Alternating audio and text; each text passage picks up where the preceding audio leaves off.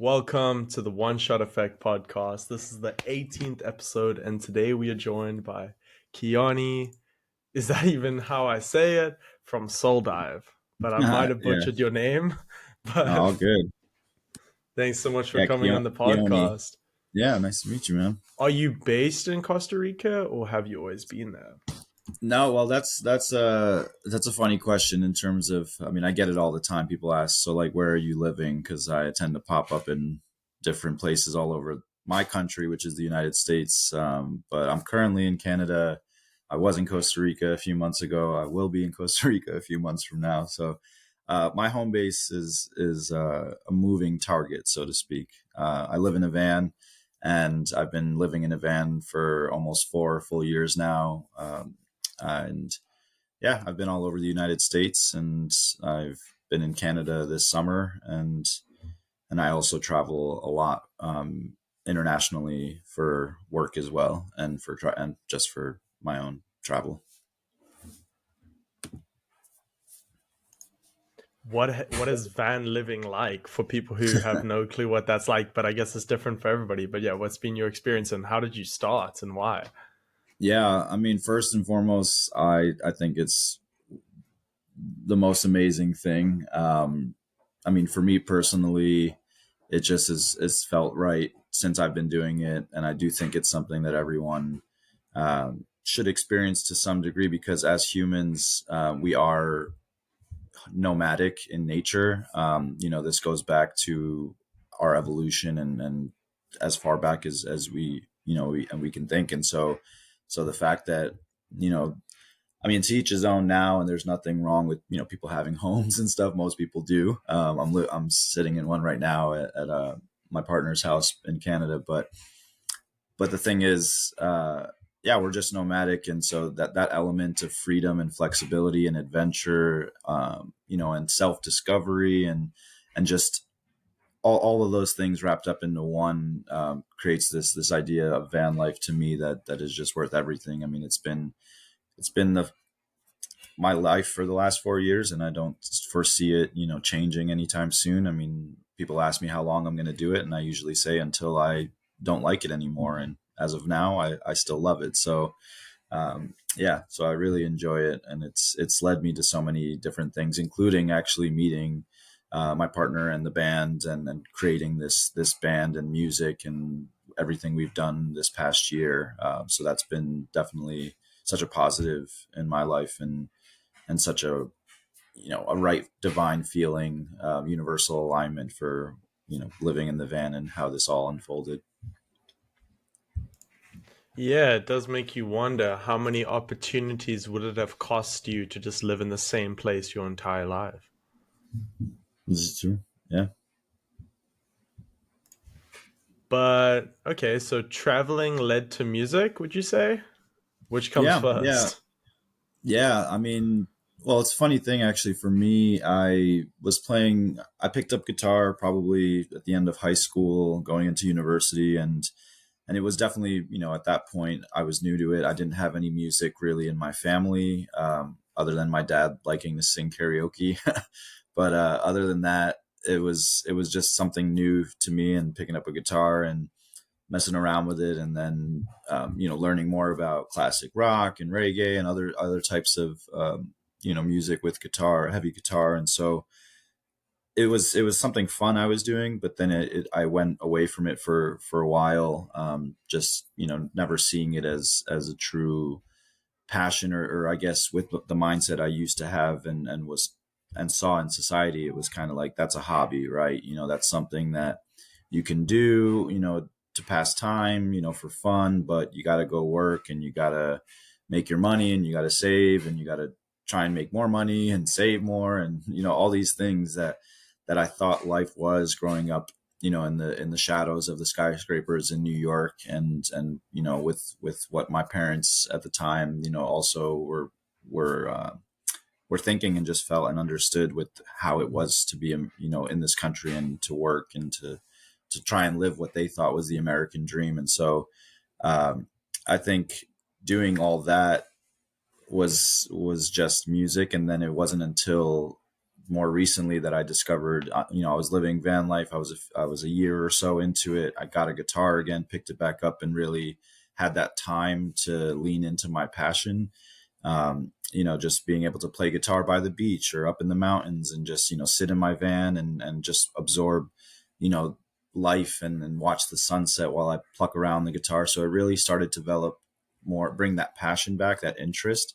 And then it wasn't until I think I really met Grace and Kennedy, my bandmates, that I really felt like this was something that needs to be celebrated and I need to really lean into, because they wanted to play music with me and they wanted to hear me play more and sing more. And I had never really had that feeling around it, that community around me. And so that really developed, me heavily leaning into this, what used to be a hobby now became something that I really did a lot. I really played a lot and wanted to get better and improve. And then with them, we just all our harmonies and started working together to create music and to create songs and so it's just developed into such a thing that I really enjoy. At the end of the day, no matter what happens with it, whatever we do with it, it's just something that makes me happy. And I love listening to Grace sing and watching Kennedy play and us playing together. It's just all so much fun.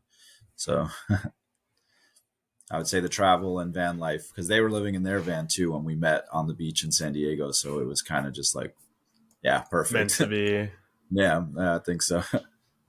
Wow. Yeah. How did you first get into van life, and like what would be your advice for someone getting started?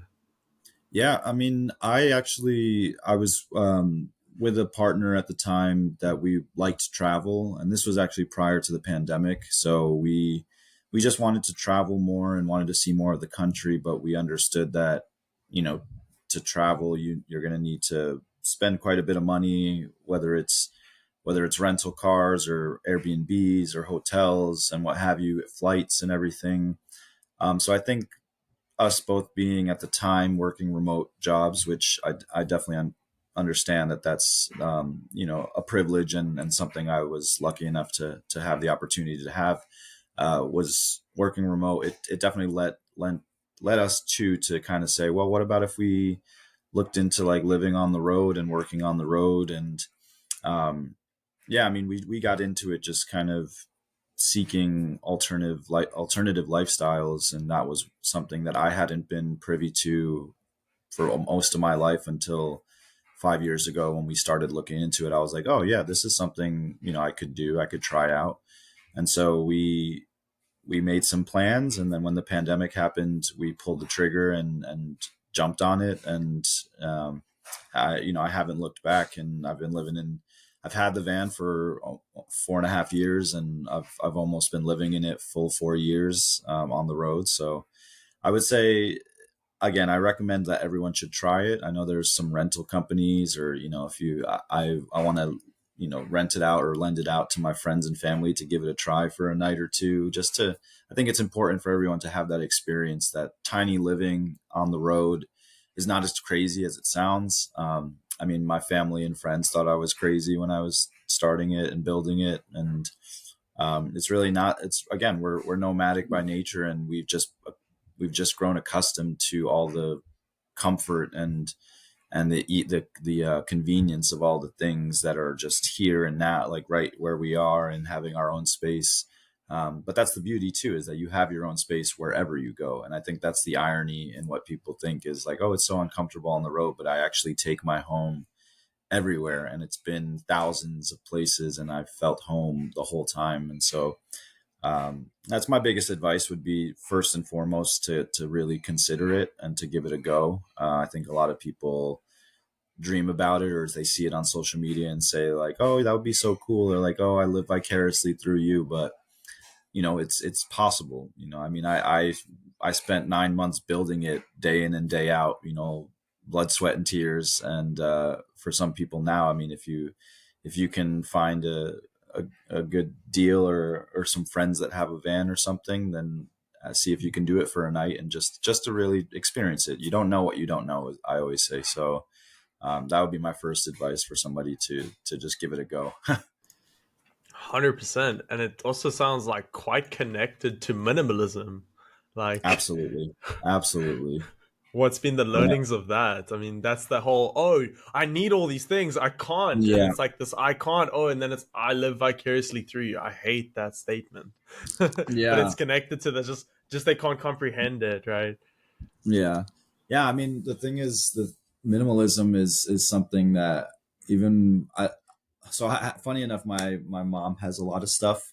Growing up, that was always something where I've tended to understand from a young age that like she collected a lot of things, and I think once I got older, I realized sometimes I would find myself in that trap of just wanting to hold on to things that didn't really serve me anymore.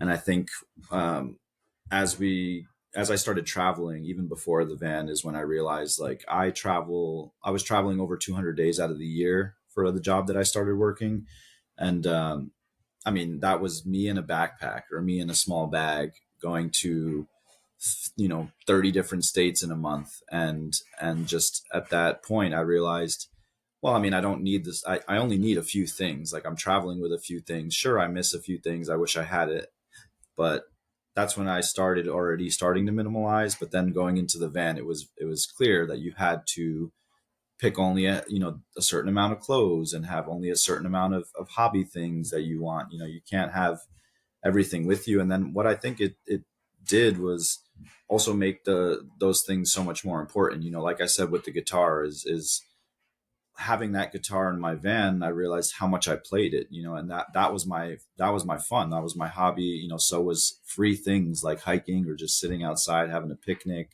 um, just watching the sunset, and just all these things that I started to realize, having toys and gadgets and all these different things that people spend their money on. They just, you make money just to spend it on stuff that you really don't need, but you're told that you need. It just became clear that yeah, that stuff doesn't matter. You can't take it with you when you die.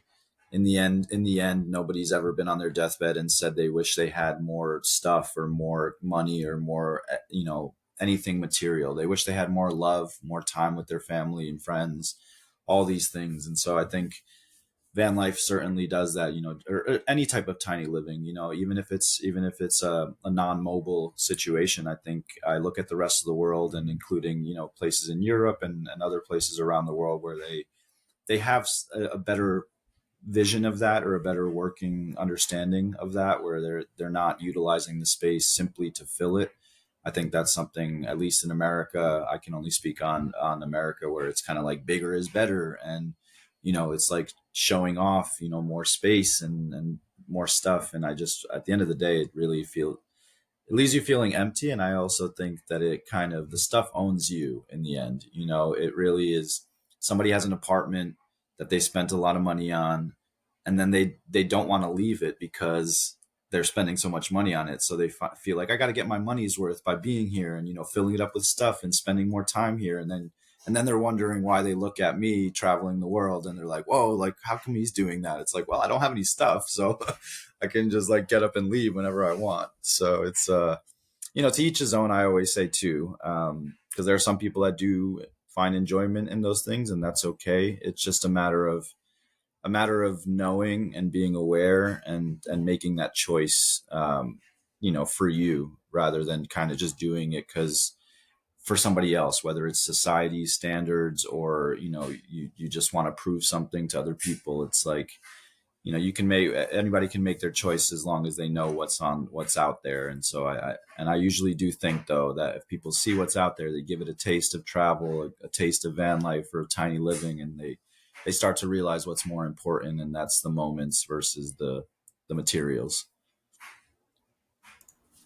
Bro, 100%. Bro, you really have a lot of wisdom, but it makes sense. I guess you actually have done it. You did the thing. But I'm curious, like, yeah, what led up to that decision? I think kind of what you're saying is like everyone must do what's right for them, but you need to know what's right for them, and you need to know who you are to know what could be right for you. Right. Yeah. But it's also not thinking 5 years ahead. It's not that like that you Yeah. plan to van life for as long as you did, or did you know you'd fall in love with the lifestyle when you first started, or? I had an inkling that I would like it just because, honestly, until I started a job about 7 or 8 years ago, like I said, that was very heavy traveling. I was traveling over 200 days out of the year for the first few years, and I hadn't I hadn't really thought that much on travel. Like it was always something, oh, that's cool. I want to go, again, dreamers, like we all have dreams that we would want to go to Italy and, to all these different places. And, that the things that we see online or on TV or in movies.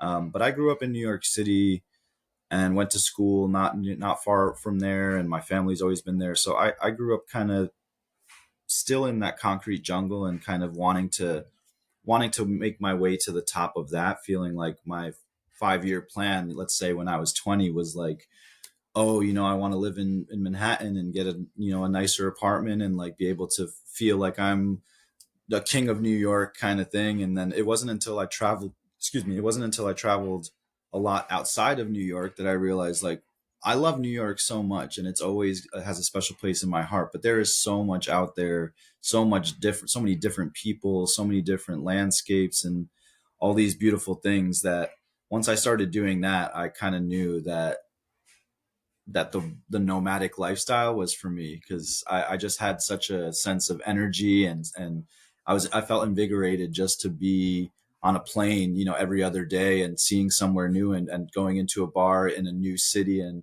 after I had finished work at a stadium and like talking to new people and they have a different accent and I just really like early on in my travels I knew that the travel life was for me and then so when it came to van life, with my partner at the time talking about van life, I was like, I had a feeling I would love it because it was more of that same travel, just in a different form. And I'm a very social and talkative person, if you can't tell.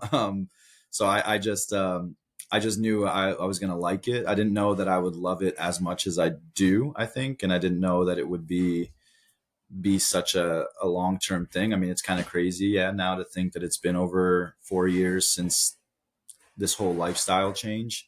Um, but yeah, I mean, it's one of those things too that for everybody, no matter what you're going into, any of the big decisions you make. I mean, obviously there's consideration and deliberation to go through. You do your research and you make sure you're aware of what's going on. But I think the important thing is like when we decided to do the van was just going for it, like really just being like, I mean, it was what I said to my partner at the time was just like, we don't know what we're doing. We've never lived in this. We've never built, a van. We're not contractors or electricians, but we're gonna do it, and we'll see each other on the other side, and we'll God forbid. I mean, I even said like we could hate it, and that I acknowledged that fact. I was like, we could build this thing for nine months and then move in and within 9 days be like, this is not for us. So I mean, just being aware that I think when you don't have that hesitation because you're fearful of how long am I going to do this, like you're asking all those questions rather than just seeing it at face value for like, well, this is just like life is an experiment, and so it's like the what's the worst that can happen, we'll deal with. I don't know what the worst is that can happen, but I'll deal with it. If we need to sell it after we move in, we'll sell it. Like it's just, but giving it the go, like if you hesitate on so many things, you're just never going to know. And like I said, you just don't, you'll if we didn't just go for it, I mean, I wouldn't know. I wouldn't have had all these things happen in the past few years that have really solidified that being the right decision for me. And yeah, I mean, it just, so I knew I would like it a little bit. I had an inkling, and then I mean, it makes sense that I love it so much. But yeah, it just continues to provide more and more of reassurance on like this life is such a good one, and I think it is a self fulfilling thing for anybody that when you start to see it with those open arms and open eyes of being more okay with the journey, then things become so much more easy and so much more like, oh yes, that that worked out the way that I wanted to, because now you're more open to the different results of things. Like if you wanted only one result and you had one way that things were going to look like, then there's so many scenarios where you don't get what you want, that it didn't work out for you. But if you go into it being like, I'm just excited to do it, and then it's whatever happens is going to be the right thing for you because it happened. Like I fully believe in the universe and that things happen for a reason, and it's there's alignment in that. So it's like once you, I think that's also an important thing for me that's led me to where I've been, is just being open to so many different things, people, their connections, their opinions, and just life unfolding, and kind of feeling like while I do have power and control, I also am just another, being in this universe then that's going to unfold as it may. And so yeah, just being excited for the journey. I mean, that's it. 100%. And of course, there's like pros and cons to like living in van life and living in one place. And I think one of the best things about living in one place is just the ability to build community. But I'm just Yeah. curious, like, of course, you can still build community as a van lifer. And I guess there's like van life communities, or do you see it more as like digital communities and like meeting up with people like online or like arranged online? And just, yeah, how do you balance like community and do value like building community? And yeah. Yeah, no, I mean it's incredibly important to me. We're social animals. I think like at the end of the day, if you like, we need that connection and that community to survive. And anybody who turns their back on that, will be unhappy and will eventually perish, in a sad way. Like as harsh as that sounds, but you need to lean into your friends and family. You need to lean into strangers and their differences and opinions and views. I mean, that's what makes us so beautiful. That's what makes life worth living, is all of these differences in cultures that we have. And so community is extremely important to me. And I will admit, when we started living in the van, it was at an unfortunate time. Obviously the pandemic was happening, and we built the van during the pandemic. And then when we hit the road, things certainly were changing a bit. There was a little bit less restriction, but at the same time, a lot had so much had changed, and it took us quite some time. I think the better part of like a year for us to really meet any other van lifers, because they were experiencing the same issues on the road. There were, whether it be closed bathrooms, closed parks, people just kind of staying to themselves to protect their health and safety and that of their loved ones. And so I think we really struggled, at least on that front, with the community early on, because of just the scenario of the world at the time. And I think that hit me a bit harder too. My partner was a bit more reserved and introverted, whereas I thrive on these social connections. And so yeah, it was tough. And I think van life can lend itself to that. If it's just natural that you're in the mountains in your van and you might not be near another human being, miles for miles. And so it's something you learn very quickly, that you are alone, but you're not alone. And that's to say, you you're going to find yourself out and about by yourself. But when you think about it, you can use that time wisely. And that's kind of like what I've done, is very much leaned into self discovery and self realization, and just kind of being with myself is an important thing. And you can be alone to actually with other people, but like just taking that time to kind of reflect on things about you and learn more about yourself. But then it makes the times that you come together with other people, you meet people on the road, at parks, and at van life events, or when you're in town, like you're just passing by, you meet people in cities and such. And it actually makes it all the more sweeter that, maybe you had been on in a national park for a week by yourself, and you're like, damn, I really want to hang out with some people now. So it makes it feel great when you find some people, some friends to connect with, or you meet some new people and get to cherish that for the time that it is.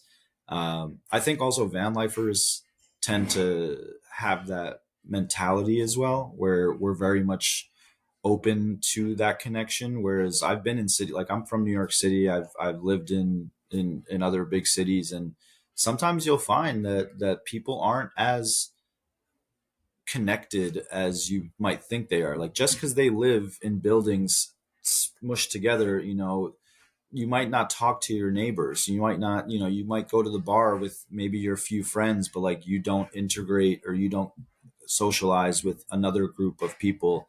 And this can happen anywhere, but I think van lifers and nomads and travelers alike start with a basis of we're here for the experience, so when I'm traveling and I see somebody out there doing the same thing, I don't feel any reservation or any judgment or any sort of feeling that would stop me from connecting with them, you know, and that might mean connecting with them only for a brief period. Whereas some people might not make that effort if they know, oh, this person is not, I don't know them. They don't live near me. They might not be my friend. It's not worth my time.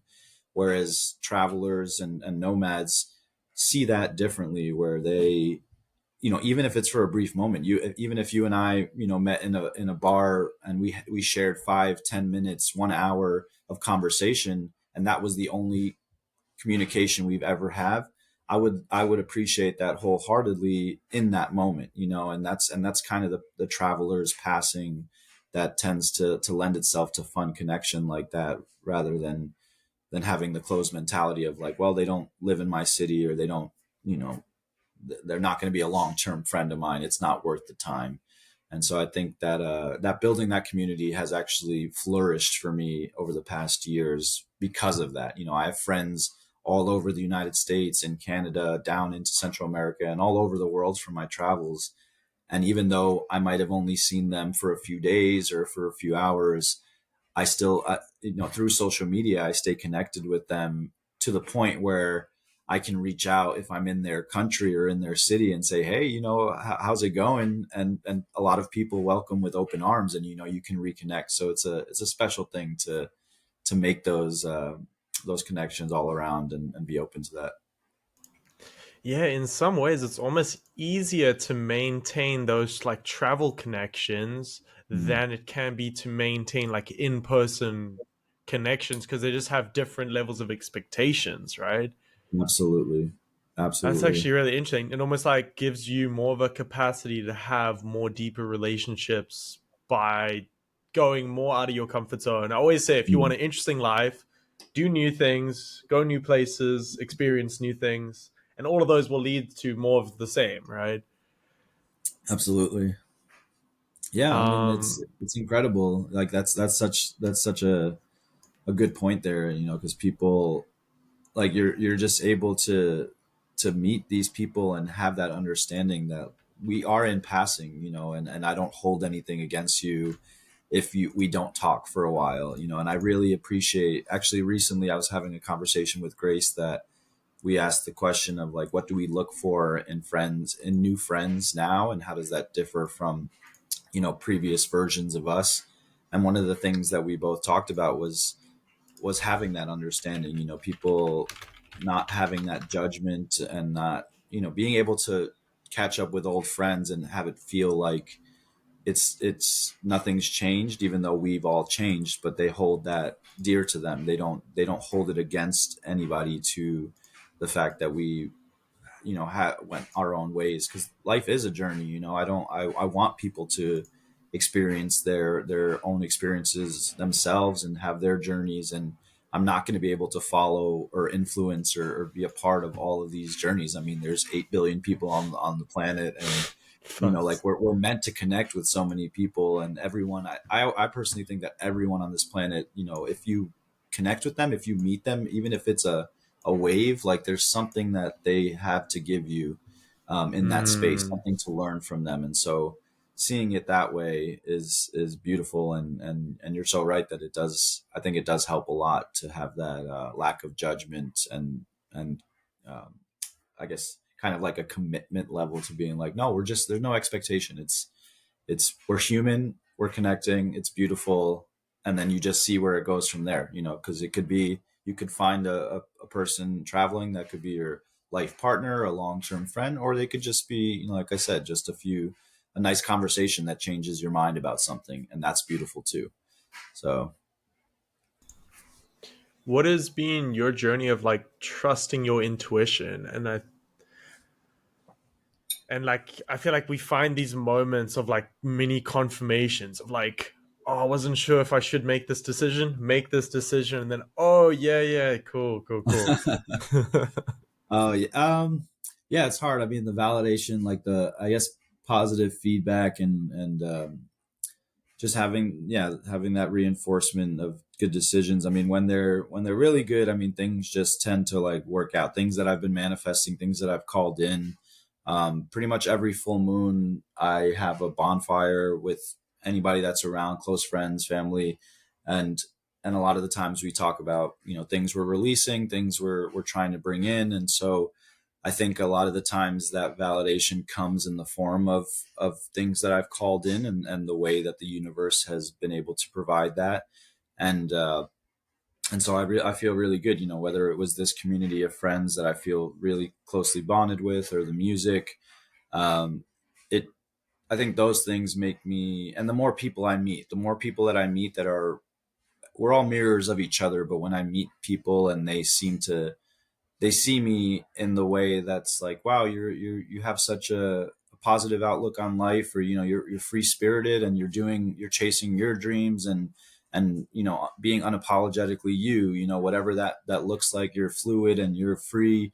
I think when I meet people and they say those things to me, and I can see that the reason they're saying it to me when it's with positivity is because there's something about that deep inside them, whether they're on their journey or whether I'm inspiring them to start that journey.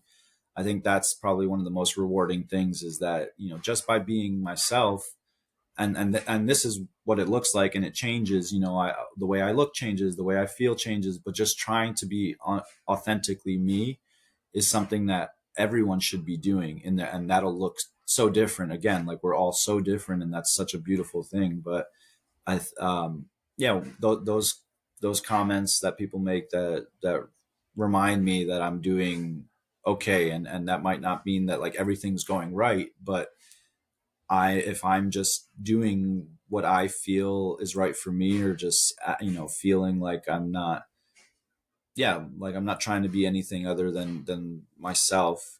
That's a positive validation for myself, and it inspires me to continue helping other people on their journeys to be their beautiful selves. So 100%, bro. Life is really a journey of deepening our understanding of ourselves, deepening our expression of ourselves. But I really just believe we're all just mirrors for each other. We're all just holding up mirrors for each other. And the deeper we can see others is the deeper we can see ourselves. And it sounds like, yeah, absolutely. you've met a lot of people along your journey. Is there any Yeah. notable people that come to mind, or even conversations, or any moments or experiences and places just from travels in general? But yeah. Yeah. Oh, I mean, yeah, there's an abundance. I mean, like I said, first and foremost, just where I'm at right now, physically being in Canada. I hadn't thought, out of all my travels, I hadn't really thought about my van being up in Canada, at least for this long that it's been. So the fact that I met Grace and Kennedy, and have had this journey of ours as friends, as a band, has just been so wonderful. But I think more in a generally speaking way, there are two interactions that will lend itself to the van life as well. There are two interactions with two demographics that I really love experiencing on the road. And whether I'm parked at the beach with my doors open, just playing guitar, or somebody sees my van in passing, it's when older people and then younger kids see my van, because the bookends, I mean, this is the start of life, and this is the waning parts of life, and so it's such a beautiful thing when somebody who's lived a full life, and they're there and they're smiling at my van, and they tell me something like, that's, you're doing it right, like, you're living, I wish I did that when I was younger, you're living the dream, keep doing it.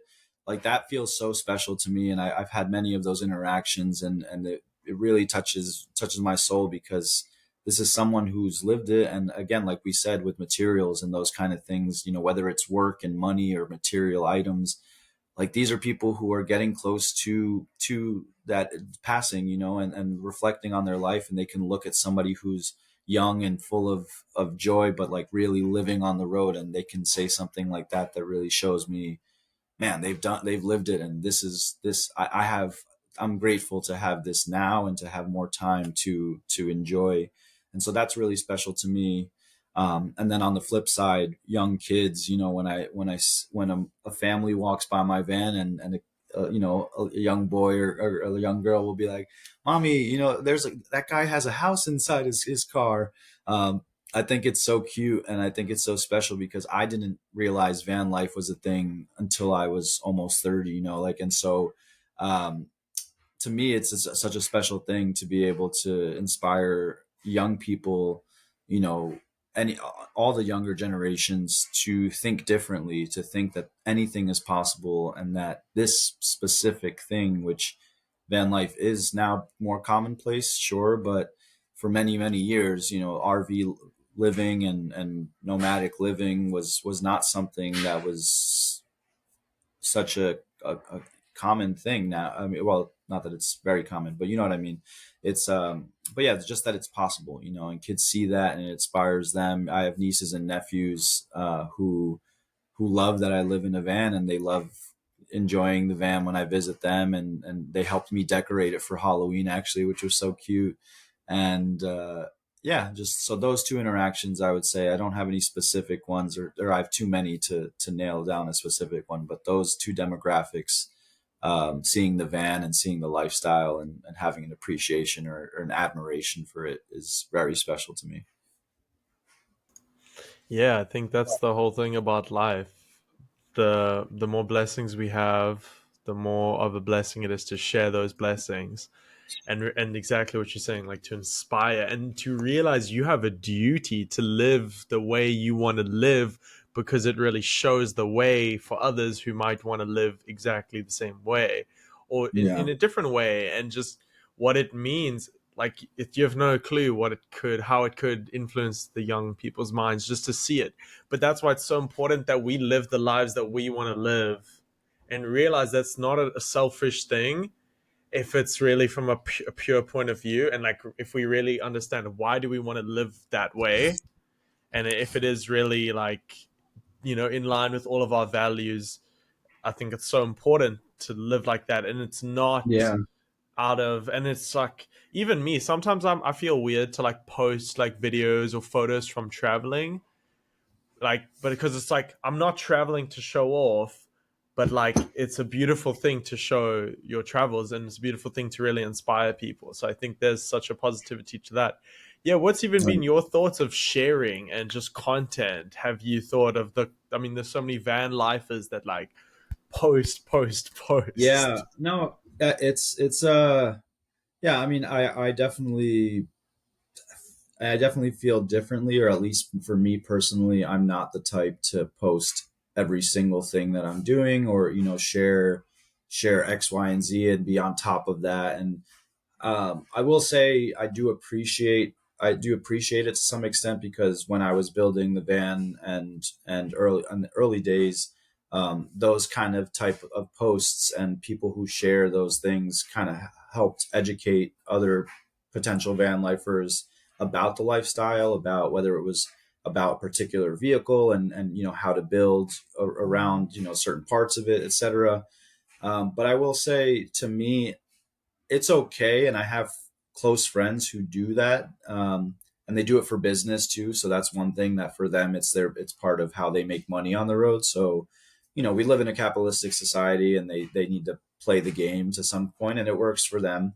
um, what I always feel, though, is, as so long as it's not taking away from the authenticity of who you are and how you live the van life, because there are a lot of people who I see that they're posting these things and about the van life and about their experience with it, but that's not everybody's experience, and so in a way, sometimes I feel like my experience is, I mean, I do feel this way, that it's just as valid and as somebody else's experience, but because they document it so much and they're posting every minute or every day about it, more people think that that's what van life looks like, versus my different style of van life, you know. So I do love sharing too. I'm with you on that, and I encourage you, like, because I'm the same way. Sometimes I think I've thought in the past, like, oh, you know, to share my travels, it's I don't want to seem like I'm showing off this or that, but it's more of, like I said, with the authenticity, and if you're doing it from in genuine nature of like showing to, I really love this place, and you know, I want people to see it to maybe inspire them to go, excuse me, to go visit it, or to start, you know, thinking differently about their views on this country because, you know, X, Y, and Z. And so, um, at the end of the day, you know, van life looks like a lot of different things. People's lives look like a lot of different things. Travel can be, you know, for so many reasons. But it just goes down to this, to the root of where we are in our society today, which is just authenticity and being genuine. Because whether we're talking about AI or, you know, social media filters on people's appearance or on the appearance of a landscape with all the editing you can do, I mean, people can take out other people in a photo to make it look like they were the only ones there, you know. And yeah, like I just think it's all okay so long as it's authentic, and you know, coming from a true kind spirit, and a passionate loving spirit. So yeah, I mean, I still post my travels. I'm actually catching up on some of my travels from the summer, and I think that's actually been. I highly recommend that form of posting. I don't know. I think people stress themselves out a lot by needing to, you know, they go on a trip and they want to make sure there's a story goes up, or they want to, once this trip is over, they want to post it so that it was like, hey, this is where I went this weekend. And again, to each his own. If you love to share, I'm not saying there's a number that's perfect, but what does bother me about it is when people remove themselves from the moment, you know. And if you're too busy focused on sharing the moment, then that moment's not truly yours anymore, you know. Like if you're there present with your family or your friends or by yourself in a great landscape, like, be there. It's okay to take some photos. You know, I love to take photos and to just capture, you know, how magical this is. But then, like, I'm presently there, and then later on, you know, it could be weeks or months down the line, I look through my photos and I'm like, man, that was such an awesome time. You know, that was such an awesome experience. Like, and then I go to share it with some people. So that's my method, and I quite enjoy it because it kind of gives you uh, like a bonus excitement for when you see it again. It just gives you that reminder, like, oh yeah, I remember, you know, 3 months ago when you were there. Like, how cool. So I don't know, that's the one, that's the way that works for me. But yeah, I mean, everyone to each his own. Just do it truly from the heart, authentically, and I think it's okay.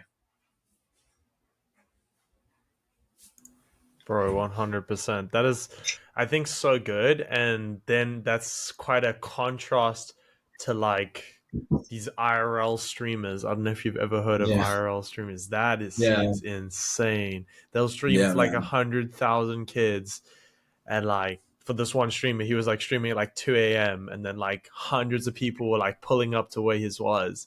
But I mean, yeah, that's just the evolution. We get short form video, TikTok, but that next level is that live streaming where you really don't know what could happen. But Yeah, I think I hear what you're saying. That slow, more authentic content creation way, I think it is a better way to do it for your mental health, for your safety, for your privacy. These are absolutely. important factors, probably even more important factors if you're van lifing, especially if you're like showing what your van looks like too, which is your home, Right. right? You're Yeah. like No, doxing absolutely. yourself. I've seen people posting, like, I've done it by mistake once or twice, honestly, but I've seen people posting like where the park that they're at or the city that they're at, and then in the photos also like their license plate is in there, and like I'm not a sleuth, or obviously I'm not thinking about this, but I work in IT, and I have worked in IT in the past, and I'm just like, these are things that privacy and security, like you mentioned, it's just like definite no-nos. And so it's definitely interesting that people, like you said, I mean, that's a great point, that people are prioritizing just the streams and the numbers and the reach versus something as simple as like your own personal privacy and security and safety. Like, that is just such an ironic, yeah, thing to do. I don't know. Yeah. Yeah, that would even be a video that you're very qualified to make, is like how to be safe while being a van Yeah. lifer content creator. Yeah. Yeah. Like it's interesting those kind of videos. Like there's some videos that anyone can make, and there's some videos that only like someone who's van life for 4 years could make. Or yeah, Yeah. I guess Well, the different kind of content that you could make versus someone just no, starting. that's such a good point, because actually more recently, having thought on this subject that you brought up, I've I've seen, more and more people getting into it, and they've been living van life for, like, I'm talking a handful of months, not even a year. And I see more and more of these accounts posting, doing IRL streams, and really just like, this is my day, and taking you through their days, and like showing, and like I said, I mean, it's a little bit, I I don't want to sound salty by any means, but again, like, I feel like you haven't lived it that long, and yet people are thinking that your way is van life. Meanwhile, so almost it feels like I'm like, I don't know. It's not going to force me to create more videos or do the same thing. It's just like, I want people to understand that there is a way to be authentic, and show that van life is looks different to everyone. And then again, I go back to the fact that some people do it and they are helping other people, at least like with questions they might have. And so there is certainly a middle ground. It's just again, at the end of the day, with everything, it's like, if you're doing it from an authentic space with kindness in mind, and also just safety for yourself and for others, then it can work. It's just just trying to find what works for people. But yeah, I see some people that have been not living van life for long, and here I am 4 years in, and I'm like, maybe I could, maybe, that maybe you're inspiring me, and to encouraging me to make some videos, at least a few, that might help other people. Like, hey, I've Just been doing this for personally four send years. them to those few people. Hey man, I made Yeah, this yeah, video for maybe. you, So you know? yeah, no, that's a good point. I'll think about that. Actually, you want to know the funny thing is, ironically, speaking on social media, is that now with the band, social media is something that's become critical in our lives, because in this day and age, the saying goes is like, you're not just a musician anymore, like, you're half a content creator, influencer. And the three of us have said before, like, we're not happy about that much. It's kind of like, we wish it was more just about the music and connection with fans and sharing that. But we understand it, and you kind of got to play the game to reach people, and we do want to reach people, to share that love, and to inspire more people to find their truths, and to search for everything that we've been discussing so far on this call, that I feel personally. Um, but yeah, so it's kind of funny that now we're towing that line, trying to figure out our balance of, like, how do we be our authentic selves, but still push content for to get our name out there. And so that's been a little bit of a journey and a challenge. But I think the fun part is going again to that same idea. We talked to two people in particular, Lee Coulter and Spence Noble, who are friends of ours in San Diego, great musicians, who we collaborate with. And they pointed it out, that it really is a matter of like being your authentic self. uh like, content kind of creates itself when it turns into documenting more. It's like, some people go out and say, like, we have to make content, and then they do things. But like, if we start thinking about it more as like, I'm just documenting our lives, like, we enjoy playing music together, we enjoy being out in nature, we enjoy being silly and doing these different things. So it has made it a bit easier to have that mentality about it. And it kind of lends itself to what we were talking before about our personal social media posts. For me, it is that, it's like, I could, on the one hand, I see other people, and if I was more like those influencers that wanted to, like, oh, I have to go to this country just to take some photos and what have you. um, it's like, that's not what I'm doing. Like, I travel to where I want to go, to the people I want to meet, to my experiences that I have. And then I take photos. Naturally, we have these devices, and so I just document what's going around me, and it becomes such a more easy experience, because now I just live, and then I have some photos and videos that go with it, and they make me laugh, they make me smile, they're authentic in nature. and then I can share them without, just purely as they are. And so that's kind of again, the idea, reiterating that point of just being like, there's a good balance. Like, you could post a lot or you can post not that much. It's all okay, so long as it's done with that mentality and that true, that trueness to it. It's yeah.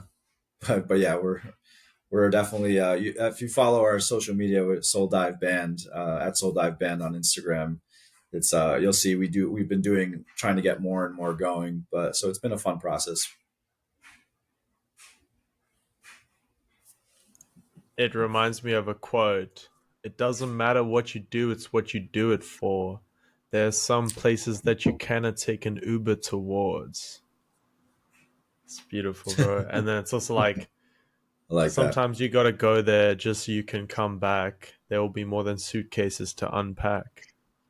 It's Mm, like sometimes you don't even know why you need to go somewhere, but it's like yeah, there's also a huge thing of like for me, like I like to travel, but I'm also like I really love my home city and I really like yeah. love being involved in the community. But it's also, and I actually recently wrote this down. I was like trying to figure out like how to know when what. Yeah, this actually be a good question. How to know when it's time to travel. How to know when it's time to spread your wings. And for me, one of them is like when I start to take my like community like for granted, or I just feel Mm, like a bit checked out, or like, but it's probably a part of me that's like checking out to then like make the space to then travel to then come back and reconnect. yes, yes. No, I that's a great way to look at it, and I think that's true. Yeah, because there's so much, like, even from what I said earlier about, communities and the bubbles that we live in. Uh, even in those communities, like, I really have an appreciation for knowing your neighbors and knowing the people down the street and having that flow of life, and like knowing people on the different deeper levels. But it is that change, like you said, that the taking it for granted, the view of like where this, it does lend itself to then be like, well, you need to move yourself, because then as soon as you do, you reflect so highly on the community. Like, you kind of miss it. Like, you miss the road when you're home, and then you miss home when you're on the road. Like, it goes, it's always the same thing. Like, I've experienced it many a times, like on the road, when we talked about being alone. Like, I felt lonely here sometimes and missed my family, and then when I go and with my family, I feel that love, and that's great. But then I have an itch towards the road, and so it's like, it's always going to be that ever flowing, like, constant feeling of like, that there's something else. But at the same time, if you focus on that presence, like whether it's community on a large scale or community on a small one, uh, having that gratitude and that presence is all that it's about, because then you see everything so differently. Like, the adventure, there can be many adventures and many journeys within a small town, and of course all over a big planet. But like, they're it's the way that you're going about them. It's like you said, you don't know that you need to go, and like, there's a lot to unpack about it all, and it's such a beautiful thing. I mean, it's and I trust a lot of intuition. You mentioned intuition earlier, and that's kind of what the feeling is. It's like when you feel like that inkling to go, question yourself, ask like why, where, like, who, what do you need to do, and then you go from there. But a lot of the times too, it's like, sometimes I think I need to go, like, on a big scale. Like, I'll think I need to leave and go somewhere far, and really then I just go to, like, 10 minutes away to a park or something, and then I'm like, oh, like, that's all I needed. Like, sometimes it's so simple. We just like put this big idea in our heads. And so, yeah, I mean, it's good to change scenery, I think, always, no matter what it is.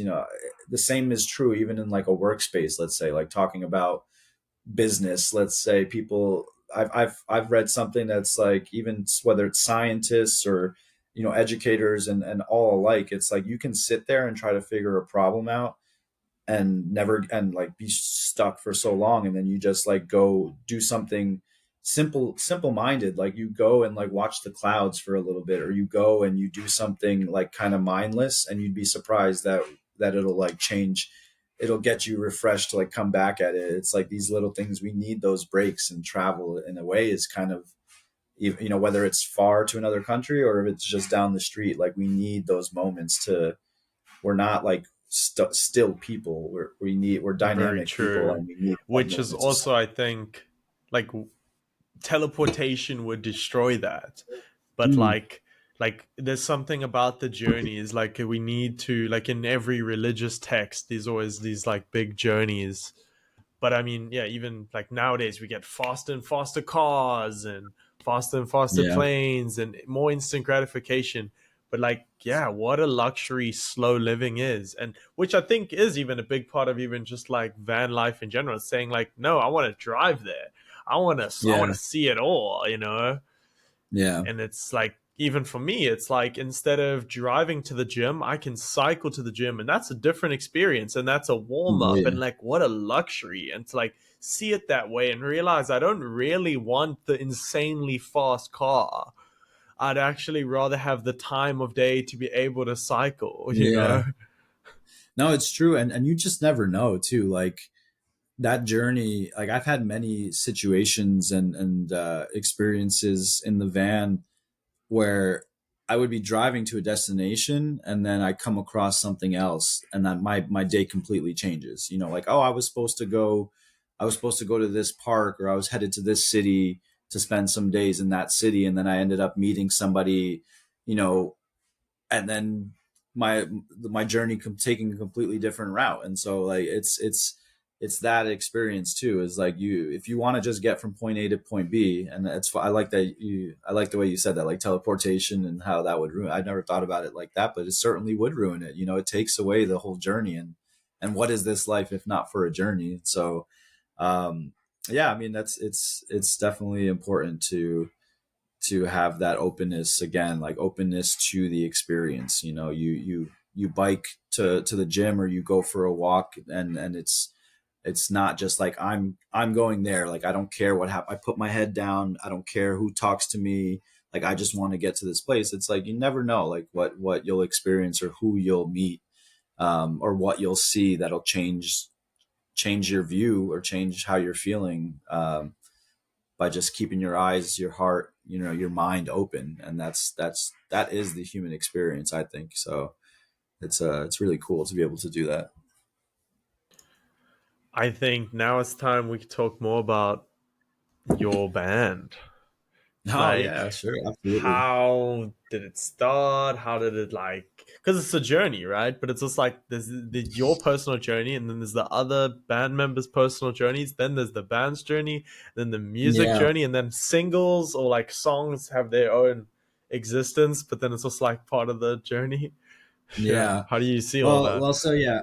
I talked a little bit about my musical journey, and then when it comes to Grace and Kennedy, basically they had known each other. So they met when they were babies. Basically, their parents, both their fathers are independent musicians in Canada, and so they have that experience and that relationship to music growing up. But they knew each other when they were young, and but then there was a quite a long period, I would say, like through their teenage years, or their younger years, that they just went off in different paths. They went to different schools, but then they ended up reconnecting, you know, like in high school, and they were both kind of like right on the same path together when it comes to seeing themselves in the world different. They both were at a time wanting to travel more, and questioning, you know, if going to university immediately after high school was the right decision. And so they both found each other again and reconnected, and then they did some travel through Europe. They traveled, you know, around the country, or sorry, around the world, and then they ended up buying a camper van together, and they traveled cross country through Canada, down into the United States, and down to San Diego, where we eventually met. So their journey was kind of similar to mine, just at a different point, where they were just looking to have that travel and that experience. And it was so, yes, just universally aligned that we would meet in San Diego briefly, and also like funny enough, the way that we really connected was like they had kind of met me through another friend, but then they saw we were watching sunset in San Diego from at this cliff, and like they saw me very far down. Like we weren't together, but they saw me there, and they were like, "Hey, wasn't that the guy we just met?" And so they called out to me, and then I ended up talking them and inviting them to this van life festival, and that's where we really got to know each other by playing music actually together. And so this was January 2023.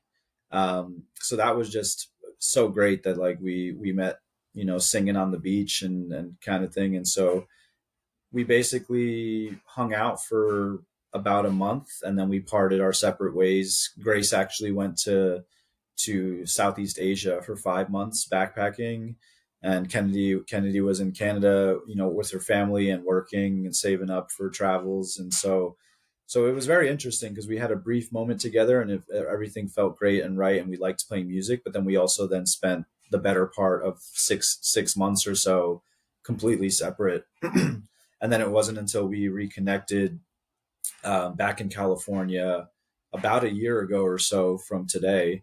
Uh, we reconnected. It was sorry, September of 2023.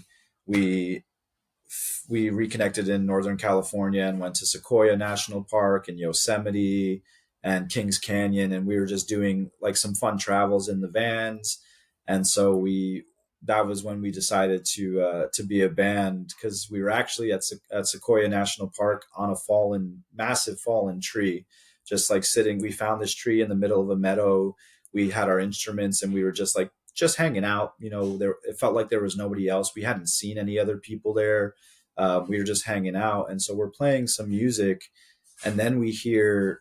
Grace introduced us to this song called Soul Dive that she had started working on and writing, and it sounded so beautiful, and like the acoustics of the meadow sounded like she was right next to me, but at the same time like so far away from me. So the acoustics were just incredible. It was such an experience that I'll never forget. But then the funny thing was that then we hear people clapping all of a sudden, and we were like, "What?" And then we find out that the clapping was not for us as much as that sounded, but the clapping was for the celebration of a wedding. So two people had just gotten married in the distance. Like we couldn't see the party, but we heard it.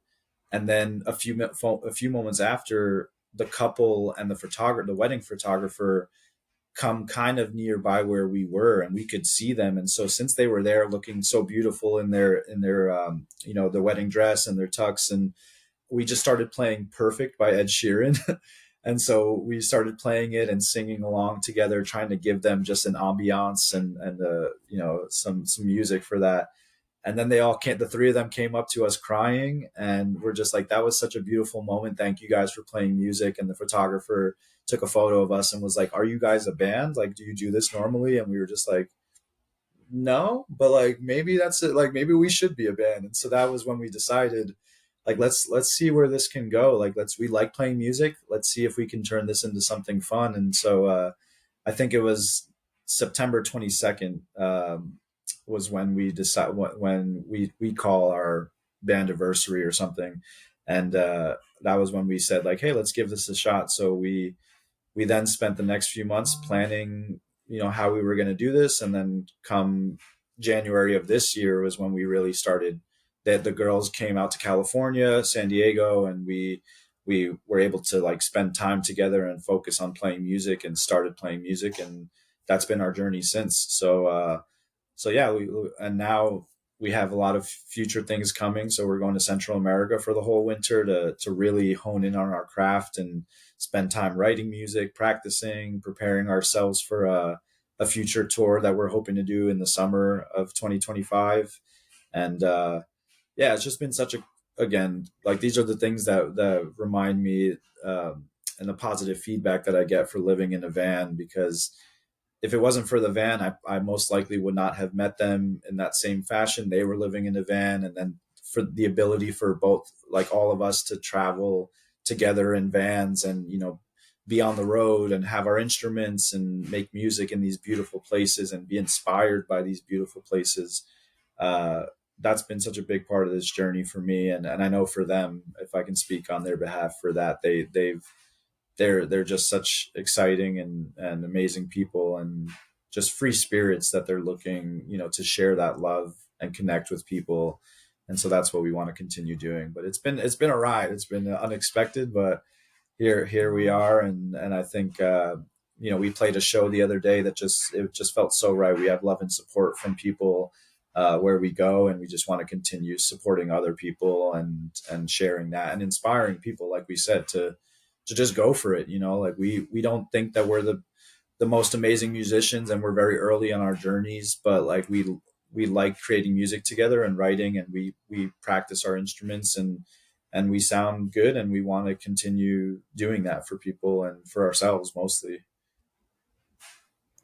And I think the world needs more live music, and the world needs more people singing their song and less time of people consuming other people's songs. And Oh, even just absolutely. interesting, there's a lot of like content being made, but we like just need more live music in exactly like without waiting for permission, just like being there. And there happens to be a wedding. Awesome, you know? Yeah. Like, how is the world not full of music everywhere, you know? Yeah, I totally agree. I totally agree, and that's been something that we've played mostly outdoors, and I think that's why we love it so much. Is because it's like it's here's nature, here's everything that we love, and then we love just making music and sounds and singing about things that we experience. And we've had, even when we were just practicing, like we were just sitting on the beach. This is before we were a band, like a year and a half ago when we first met. We were just sitting on a blanket on the beach playing instruments, and people would come up to us and be like, "Oh, I love it, love your spirits." It's just something that really makes you feel good. Like I feel good when I see people doing their thing too. And it's like, again, it goes back to the same thing, that's been my key point and my buzzword for so long now, is just authenticity. Really just like there's somebody singing because they love to sing, and sharing their gift, and just they're not worried about how they sound, or who's watching them, and XYZ. They're doing it out of love and out of fun, just pure joy.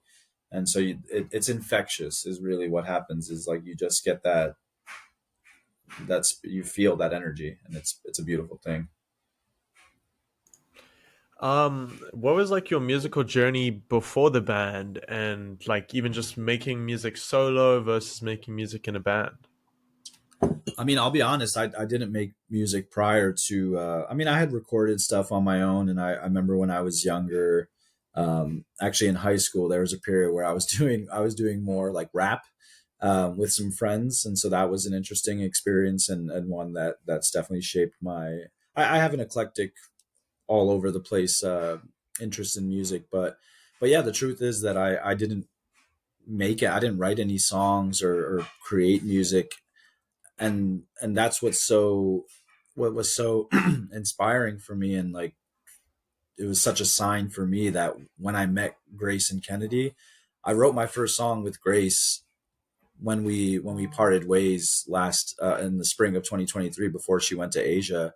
Like I wrote my first song, and it's one of our favorite songs. It's definitely a fan favorite, and so and I've wrote quite a bit since. So I think it goes back to that community and having the right people around you that might encourage that. Maybe this is the way I see it. Songwriting and particularly the music for me. Like Grace is amazing, and Kennedy's so great with their lyricism. The music and the composition of it is something I lend myself more to. But it's one of those things that I feel like it's within me, right? And we have so many people have these different creative characteristics and this art within them, that sometimes it's not as easy to pull it out and to get it out.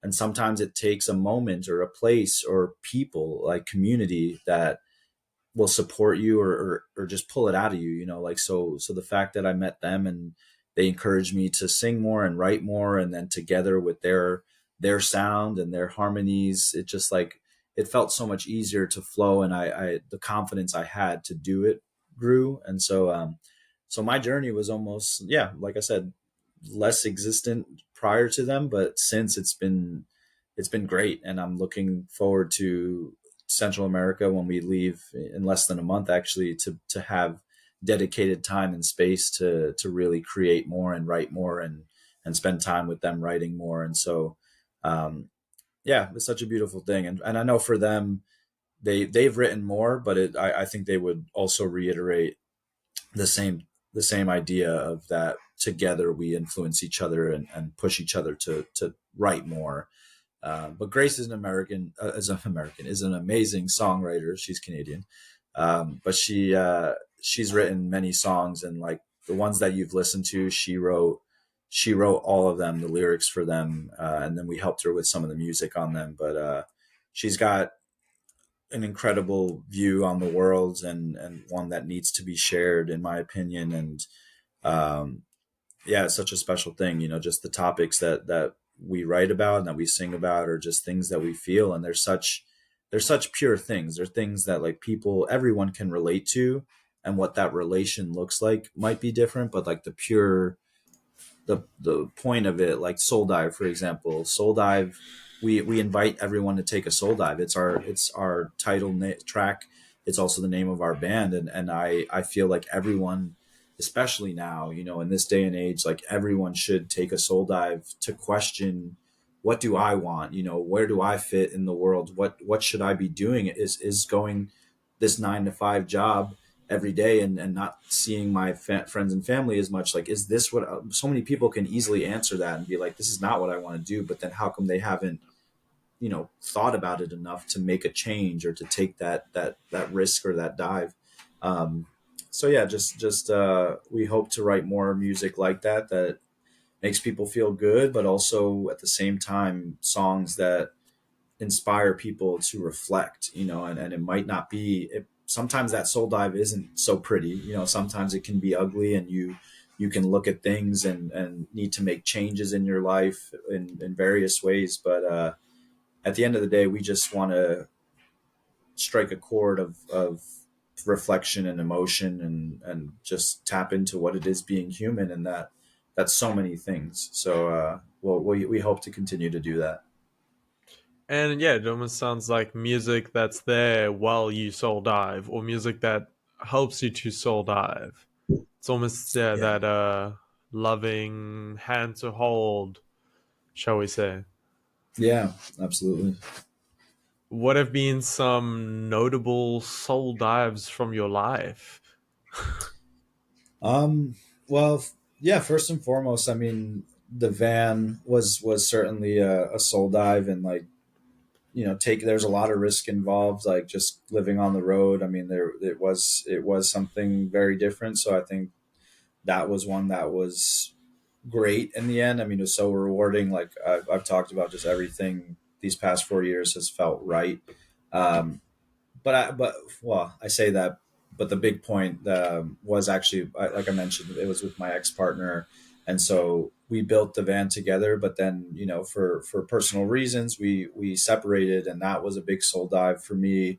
Was just thinking my life was going in one direction, and thinking like, okay, this is what the future looks like with this person, and this is so relatable. It's for everyone, because we all go through these relationships, and love is such an interesting, and I mean, it's basically the point of this life is to like love, but it looks so many different ways. And so people that struggle with going through breakups and life changes, for me that happened, but I think I was able to handle it so easily. Not, I don't want to say easily to downplay it, but just like gracefully, because I felt good in many other ways about what I was doing, and then everything that was happening in my life kind of lent itself to say, well, sure, that didn't work out, but didn't work out for a reason, and like, here's other journeys and things to get on. So that was a soul dive for me, because yeah, like I said, a lot of us feel that way, that we think life is going to go this way, and as soon as it takes a turn,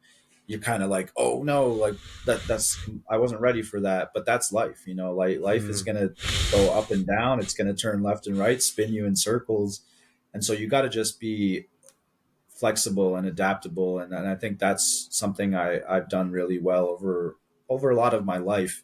But particularly these last few years, is just kind of rolled with the punches, just stayed fluid and flexible and kind of just let life unfold. And I work to how I want to be and who I want to be and what I want to create, but at the same time leaving room for like the unknown, because like you said before, the discomfort is such a beautiful thing. It's where you grow, it's where you learn, it's where you find the most of everything, we instead of that comfortable box that we might live in. So that was a big soul dive. And then I think yeah, I don't know. I mean, I think in a exciting and future thinking outlook, I think this next year, or these next few months in Central America with the band and everything that we'll be working on, but also the unknowns of travel, as natural as that is. And then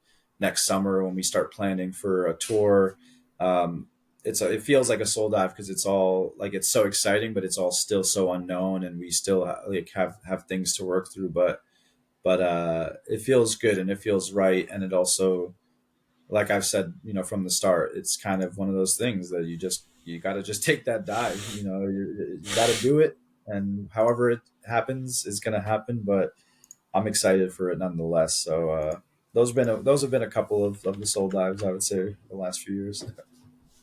Awesome, man.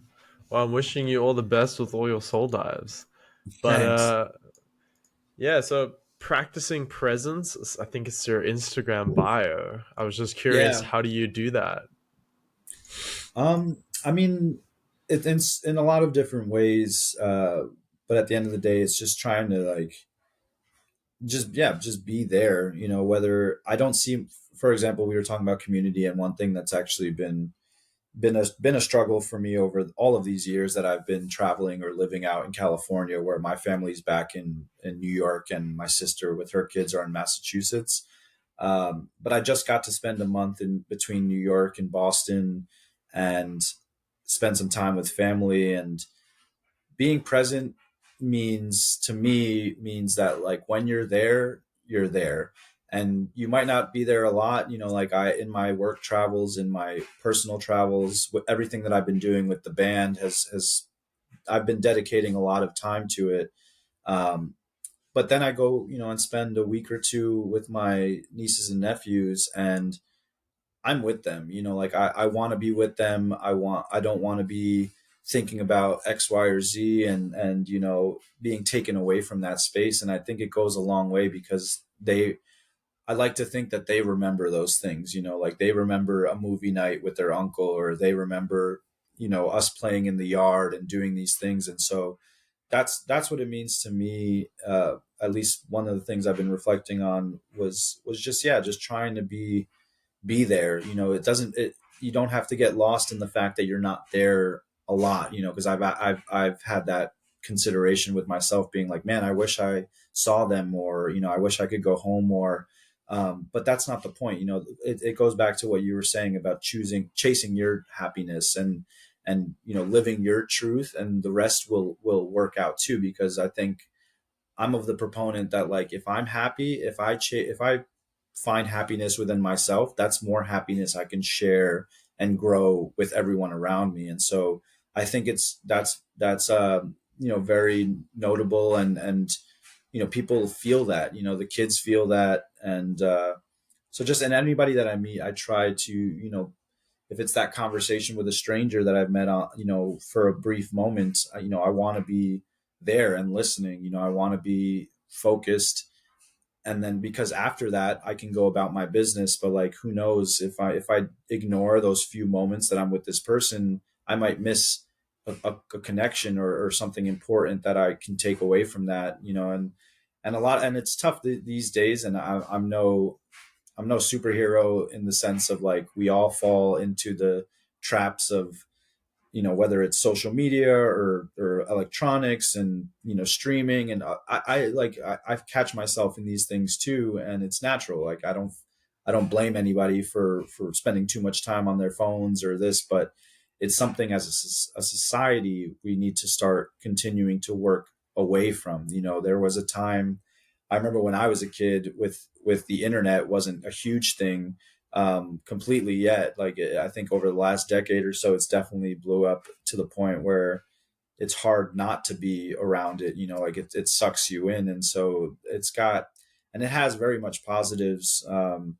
But it's being aware, self-aware of how you want to be, and then really using that time for for connection more first and foremost, more than anything. It's like connection with yourself and reflection, or connection with other people. And so that's just what I like to be where I am and do and have fun with what I'm doing, and then think about the next thing. And I know that that seems like a short-sighted mentality, but to be honest, it's worked for me, and it continues to work for me. And again, I'm not like completely ignoring consequence or future, but it really lends itself for me to be able to have fun in that moment and live for that moment, because that's really all we have at any given point. You know, people get sick, people get into accidents, and you know, none of us are superhuman that we can avoid that. Like death is imminent, you know, and we might have one more day, or you know, 40, 50, 60 more years, and that would be great. But you know, it's just that it's really trying to live in the moment is what I feel. And yeah, just be love and connection with people. 100%, bro. It reminds me, I like was speaking to someone the other day, and I mean, it's always these random people and these random conversations where the nuggets are, and I see it that Yeah. way. It's finding the nuggets, and it's yeah. But basically, he was saying like, how can we have a 5 year plan? And I was saying it's almost like ego to have like a 5 year plan, as opposed to like listening to the moment, Yeah. intuition, and like trusting in God, and like it's like seeing where one thing leads to the next. Like with my current brain, I can't comprehend the things that I might want in the future, might need in the future. But like if I can just trust myself now to get myself to that next thing, and Yes. like Yeah. yeah, not being too No, stubborn is the 100%. journey. No, I fully agree with that. Yeah. No, that's a great way to put it. Like how much ego to think, to assume that we have that. It's, yeah. I always say, like, when it comes to planning, like, it's okay to plan. Actually, no, I say it more of like, it's okay to have goals. Like, that's what I like to describe it as. Like, I could say 5 years from now, I want our band to be successful and reach people and have more music out. Like, that's a goal of mine, a dream of mine. But plans are always going to get disrupted. You know, that's like the only truth about plans, is that something will come up, and you, again, being flexible. But yeah, like how much ego to assume that that's going to happen. It's kind of just being like, well, like I'm here now, and I'm using the knowledge that I know now to make these decisions, because 5 minutes from now I'm going to have a different knowledge, possibly, or experience. Like we're ever changing, and that's what I love about this life. And actually, that is a big point for everyone that I realize in our society. Too many people are too rigid and too stubborn when it comes to change. And that I can speak for days on this subject, because as an American, I mean, we have a lot of going on in our country, and we always have had, and there's division, and there's conflict, and you know, this is all over the world, and a lot of it goes back to the root of being like not having that open-mindedness to others, and seeing them for them, their differences, rather than being like, no, it needs to look the way that I think it looks, you know. And so yeah, no, it's incredible, how pure we can be as humans. Like, we're all so similar, and all of these things that we've discussed, like, can relate to everyone, in my opinion. But yet some people, like, they're on their own journeys. It takes them different times to realize it, but that's all we can do. And like I said, like you said, you know, you can just do you know, and everything that you do with this podcast, and the people that you connect with and reach in your travels and your experiences. The same for me. It's like we can just continue to have these conversations, and be ourselves, and hope that, you know, by doing so, by living our truth and our experiences, it will connect and inspire other people to do the same. And that's what I think is how we achieve all, like, humanity as we achieve happiness is by getting there, like really starting to take that global soul dive of really like what is there else to do but just connect and love on this planet is my opinion. We've been given a gift and you just got to use it every day. 100%. It almost feels like a good place to wrap up. I just want to ask like one good question still. Yeah, I was curious with the music, like how much of it is play and having fun, and then how much is like having a message and like being conscious and like being serious? Is there like a Hmm. place to be serious? And but it's also like I've had a singer or a musician on the podcast before, but he's like saying like, yeah, it's not just fun. It's like or even just performing after like drinking alcohol can like make it fun for Yeah, you, but yeah, can like deter your like musical ability. And yeah, just the how much is that, which is also an interesting thing. Like when it's a hobby, then it's just fun in some ways, but then when you like maybe doing paid gigs, then is it just serious? And I mean, it's also important to yeah, take fun seriously, and like, or yeah, being disciplined with all having fun and like having fun yeah. often. No, that's a great question, and I think it's one that I'm learning more about, and together as a band, like the three of us are figuring out. But I think where our intention is for it to be purely fun, and that's to say, when it comes to like writing music, we don't want to feel like we need to write a certain type of music or it needs to sound a certain way to appeal to a studio or to appeal to fans, to appeal to a label, this or that. What we want is to create the music that simply comes out of us. Like we want to maintain, like we talk about it all the time. Whenever we feel something is getting a little bit too convoluted or too complicated and like stressful, we bring it back to say, we met singing on the beach together and like we loved that, and so we will never forget that just playing music and listening to each other and playing along with each other, it's just pure fun.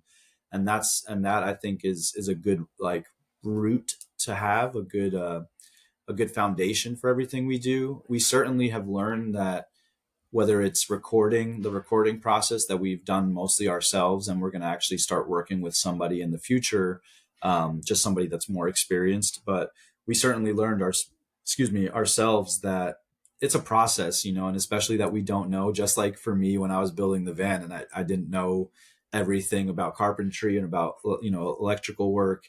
You have your roadblocks and you have your situations where it's like it's frustrating. It can be frustrating. You just aren't knowledgeable about it yet. But we try to hone that in and just remind ourselves that again, like there's no, like what is time?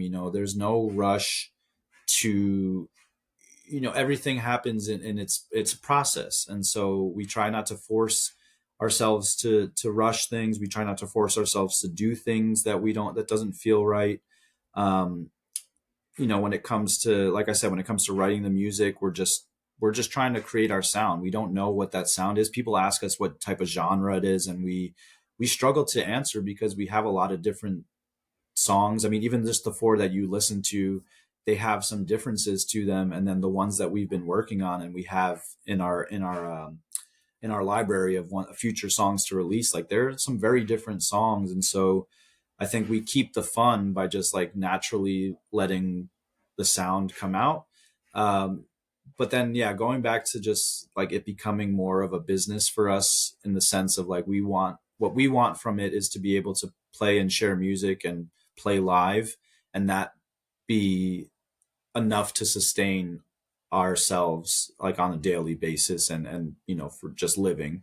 So I think now we're learning, that, and I as I have management experience in my past like work experience, I definitely help that lends itself to the band, and I help the girls with just coaching them in the sense of like some of these things take work, and it does take planning to, you know, if we want this to happen at this time, again, like I don't want to stress it and I don't want to pressure us to do something, but it's good to like, take steps and have an idea as to like what next needs to get done next and prioritize. And so, um, yeah, I mean, it's we're learning that there's a balance in it, but at the end of the day, I think for the most part, like if you can maintain that foundation, that nothing you're not required to do anything. Like if we wanted to, and this is certainly not going to happen, but if we wanted to, we can stop being a band, like stop doing social media. Like you have that power. We all have that power.